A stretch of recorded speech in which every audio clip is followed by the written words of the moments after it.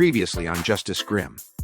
We last left both writers falling toward a fire pit of lava in the extra-dimensional reality in space, also known as the Edris, meaning the floor is also the ceiling. So one writer is falling down while the other is falling upward. Well, either way, because it's the Edris, we can pause things and check out what's on the next page. The writers, being AWOL, have the three editors calling an all-hands on deck to determine the where, the when, the how, the why, and who is involved in the kidnapping of the two newest writers to the team. Will they be able to deduce that their missing co-workers are in the Edris? Well, as they say, there is, after all, really only one way to find out. So let's go to the chaos of the writer's room, a sacred place where ideas are conceived despite regular contraceptive use. He don't blame me. This is a writer-heavy episode, so yeah, just be advised that the puns are on their way, so get ready to laugh and cry and possibly bite your tongue and simultaneously get the hiccups on today's installment of Justice Grimm. Thank you, Mr. Narrator, for that most inappropriate prayer. Moving on to business, yes. What is this doing there? Where was it all before I even got here? I fear I predicted this sad thing happening. The work those two do is very much lacking. Facts save me from sounding discourteous. But we taught them so this could come back to us. Oh, indeed. I wholeheartedly agree. But it wasn't me, Shirley. Maybe it was from when Shirley, who was here earlier before we even arrived. But no matter, we will stay here all night to decide where those two staff riders possibly are hiding. Providing Editor Doyle doesn't total my car, driving the rest of the writers back from afar. Yeah, that somewhat makes it okay, and I'm sorry about the delay. I know I'm late. I had to wake up Sleepyhead over there, and the other, being confused, couldn't find his shoes. This only proves that you were right all along. That Tone and Will are going to be a problem. How often has anyone talked to either one of them? Wait, don't answer that question. Better late than never if ever that happens again. So how long has it been? Reference since the writers have seemed to have vanished from the face of the planet, and that fact is why we must act. Granted, our resources for the search will be limited, if not redacted for the lack of a better word, and now back to you, Editor Huxley. I'll pretend I didn't hear that. My ears appeared bleeding on the one side effect of panic and stress, which I confess brings up the chance this never misses any faster, but since there's no ransom letter, how do we know what demands there are? Apart from the car still parked in the garage, no sign of tire marks where they could have gone. The problem gets tougher the longer it's allowed to go on. Here are your keys, Brother Huxley. That car can turn on a dime. I had a fun time leaving the cops far behind, and yet I'm trying to get why those two guys have defied and who decides this is the right way to jive with justice. Has the continuous stream of lies compromised our minds? Let's find out, shall we? Hey, if there are editors here, does that mean I won't have to keep rescuing the story's characters every time they face perilous danger? I hate to pull rank, but it would be nice to do my job without having to worry about wasting energy trying not to laugh every time I break the fourth wall. Or something else over the top goofy. Well, I digress. At least I'm not like the editors and compelled to speak in rhymes. Seems like it could be fun, but moving on. Where are we at? The writers. Yes, the other writers who are gathered at that meeting. I've taken the liberty of drafting their stories as dialogue. Because writers can't live with them because they tend to kill you, right? Okay, so next up is Ovid. Ovid is the first writer, so Ovid, you're up now. For the folks at home reading this writer, is a big fat Greek veteran, and his seniority would have made him an editor by now. But he always changes his mind at the last minute. And lazy? Oh boy. True definition of not the very poster boy of procrastination and brevity at its most cheapest. We really couldn't do it all without him. Okay, guess I'm going first then. So this is what we got. Absolutely nothing. No witnesses' credit card purchases anywhere in the Grimm Empire. Well, not any purchases since 2 days ago. I can't help but feel I'm being turned into some kind of spy over here. My talents are with words, but also the technocratic circles where my knowledge is nearly unmatched by my contemporary peers. Not to brag or anything. But like I said, even with all our surveillance and nosing around, we got nothing. Well, okay, there's something with the two being filmed by security cameras just outside of Central Castle. But the footage gets grainy as if someone had hacked those camera feeds possibly to cover their kidnapping. Or worse. It may not be a solid clue, but we can at the very least say they were outside Central Castle when they were taken. Maybe. I can also tell you that it was between redacted and redacted PM, so it's safe to say that occurred during the agent's data expunged, or directly afterwards. I've got an AI bot sifting through the metadata streams in case any cameras perchance catch sign of either writer. They'll be alerted, and they will then alert me. So yeah, we'll keep you posted. All right. Thank you, Agent Ovid, for your constant sacrifice and suffering that's not in vain and blah, blah, blah. Next is Castanet. He's kind of the spooky Fox Mulder guy who you suspect has some kind of agency handler waiting with a rifle for the minute he says something he knows he shouldn't be going around saying. Kinda like FCC, but we won't go into that. We also have given him the nickname of Lost, cause his first name is Carlos. Is that true about the handler and the rifle? Because I wouldn't be surprised if it was the FCC. But seriously, I've already outsourced the assignments to an AI writer anyway. There will be 3 out of 5 staff writers who are real, so it should balance out. Hopefully. I'm already taking on Ovid's assignment so you can look for those 2 knuckleheads. Back to you, narrator. Yeah. Oh, sorry I wasn't paying attention. Are we done? Oh, one more writer. How many clowns does this circus need? Okay, so the last writer is a person we've talked about before in this mythology series. She is Tony's sister. Gia, she is also a spicy Italian, but has no real desire to adapt the accent. Her contributions include all the fight scenes and the photography that rips off The Lord of the Rings, Star Wars, Stargate, Star Trek Dune, Babylon 5, 2001, 2010. And hey, do I really need to finish this list? Didn't they say something about brevity earlier? Yeah, you're all good, thanks, narrator. You always say such nice things about my brother. Nice things. Always. And yeah, I can give you 1 merit because it sounds like you've been helping him. Hey guys, check this out. I just had an idea. The narrator is without a doubt our best line of communication with them. So why don't we just ask him, in fact? Hey, no, don't. Hey, stop him. He's gonna use the vanishing point. I'm gone, baby. Solid. Gone. Whew, that was close. So we done with those pesky wordsmiths? Not really. Looks like we gotta go back and check on the status of those other writers. And well, you know what kind of seems a bit unfair. Maybe I should go back and tell them, but I guess I can always take my time. You never know with all these numbskulls. Hey, what's happening? Ha, it's working. I told you multiple vanishing points in any given matrix regardless of any existing vanishing points can exist. That's child's play to staff writers, babe. Now, oh hey, this is a pocket dimension. Are you that one creepy old man in the Foundation that walks through walls and has those bubble realities? No, you couldn't be. You look like a normal moron. Normal? And no, I'm not the old man commonly referred to as SCP-106. But I like that you made the reference. If you really are that desperate to find your brother, I should tell you he is inside of the former Primus Madam Mim's extra-dimensional reality in space, also known as the Edris. At this point, Gia's break and focus at learning the location of her brother, which leaves her wide open for my purple sleeping gas grenade, which instantly saturates the human cells with a highly concentrated form of CBD. I'm talking 900x concentration. However, Gia isn't phased and punches me in the jaw really, really hard. Ouch. Damn girl, I was going to tell your little tribe of misfits where they were anyway.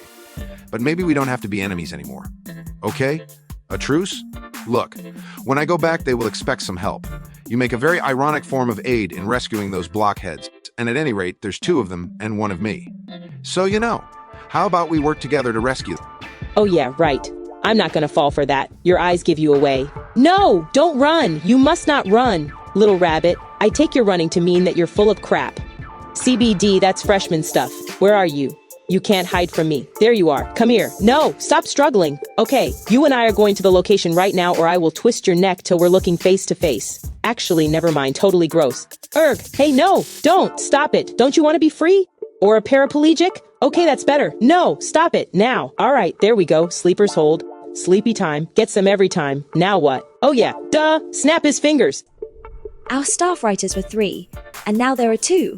Oh, whatever ever in Crom's name shall we do? Now, editor. Vern, just relax. We can always use AI to pick up the slack. So much for location or any information. I guess we will be left guessing then. And normally the assigned narrator is supposed to do this, but desperate times, and you know, I'm not gonna pass the opportunity to tell you the truth. Just to get my foot in the door. Announcer is 1 step down from narrator after all. And that's still a pretty steep step, but I digress.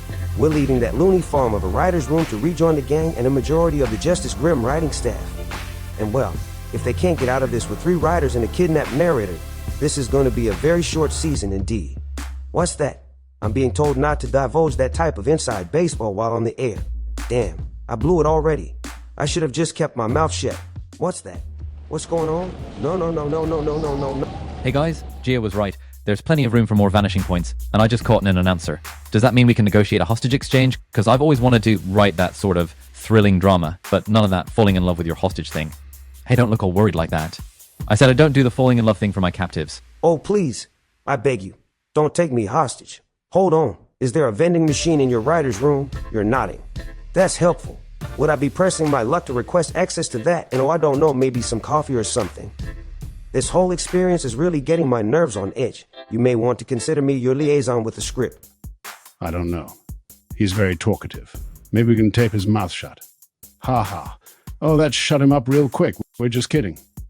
I've been involved in several hostage negotiations before, so this should be an awful lot of fun. I mean, I've never been on the side of the hostage taker before, but I'm sure I'll warm up to it very quickly. Oh my. He has such fear in his eyes. What could we do to calm him down? Introspection, dear fellow, or a good cup of tea. It will work for you since it works very well for me. Yeah, right. What you need is coffee. I heard him clearly. Bring our guest caffeine if you would please, Clarice. It appears the poor fellow has fainted. Wait, while I returned with something stronger to wake him. Well, okay. Who is going to be the narrator until then? Not me. I can't tell a story, but I can copy edit. If you can afford me. Yay! I appreciate the delay today, but I cannot stay. Nay, I say. I know not the narrative way. Well then, let's use our newly acquired prisoner of war to act as a replacement writer for Gia. And if it doesn't work out, we can always turn him over to the Punishment Corps. Oh, look, he's coming too. We were just talking about how Punishment Corps has a special facility for pesky announcers that has a spider-themed containment level. Crom, damn it, Ovid, he's passed out again. But at least we know he's really afraid of spiders.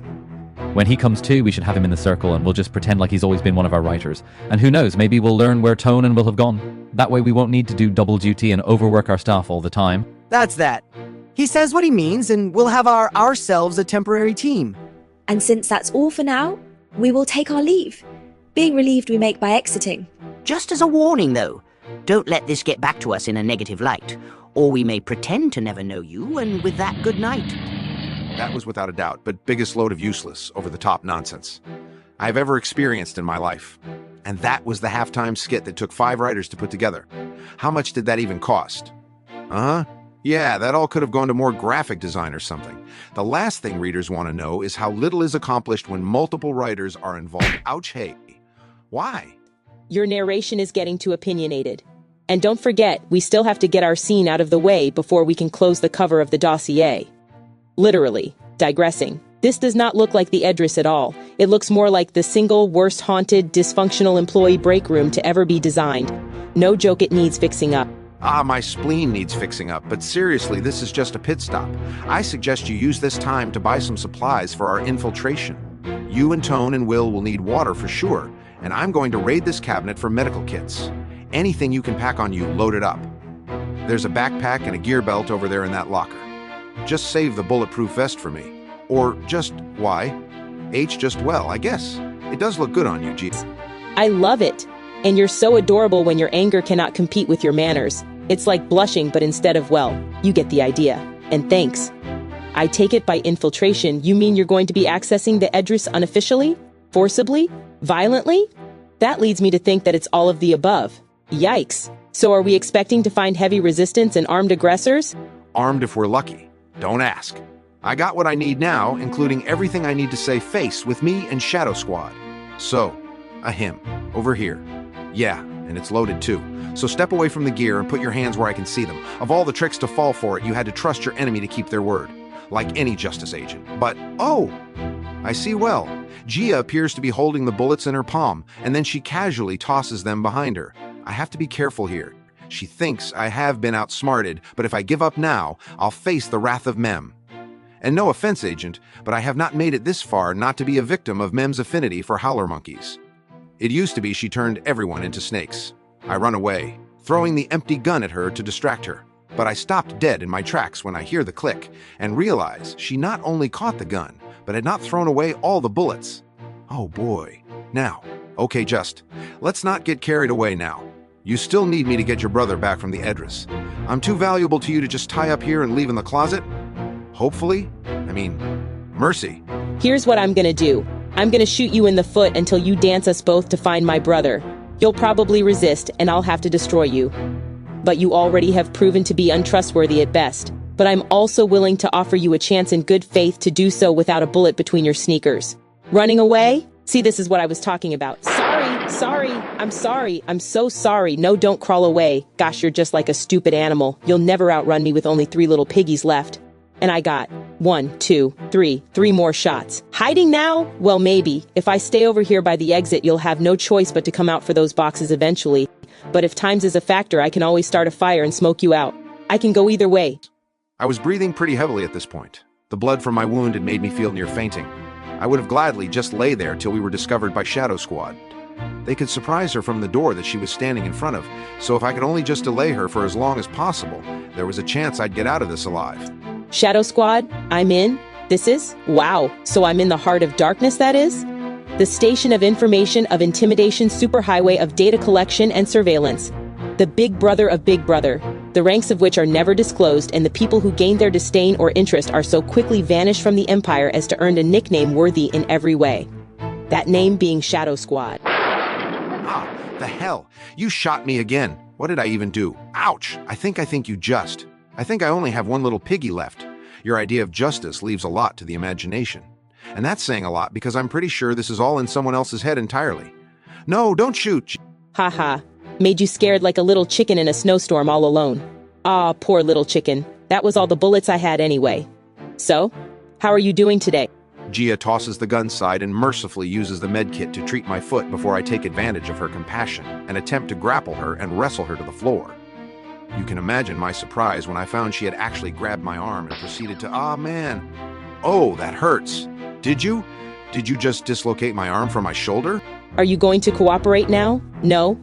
I can tell by the look in your eyes that you won't give up. I was afraid of this, but to be honest, I came up with a plan that involves tape and some towels and a lot of those water bottles.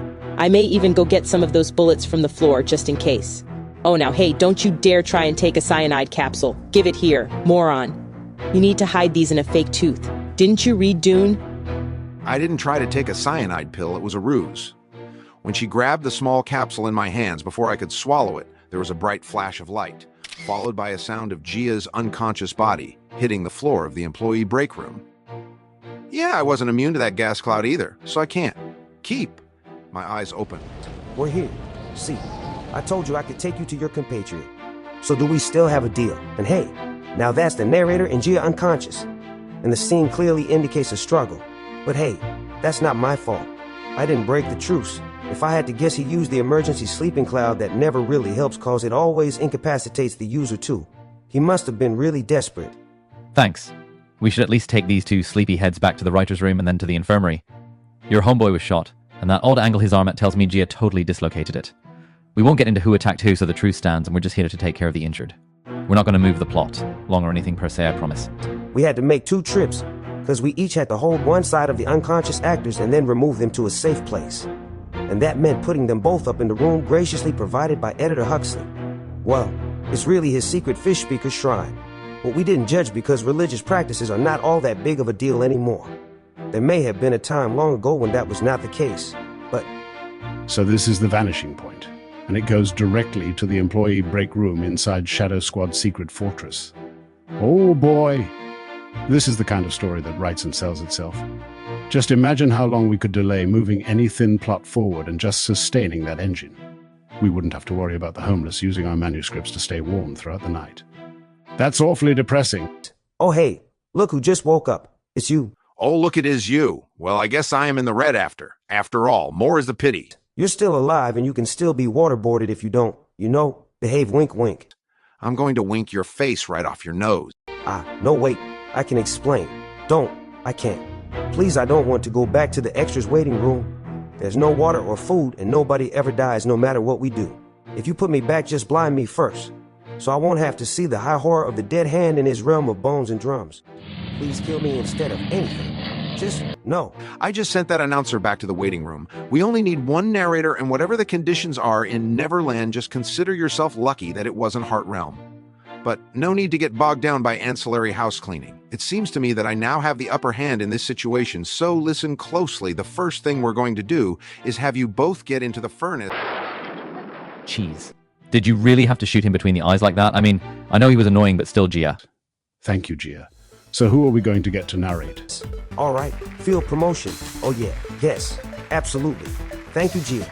Yes. So anyway, will the writers be able to save their colleagues in time? Will the plot move forward at all within the next couple of episodes?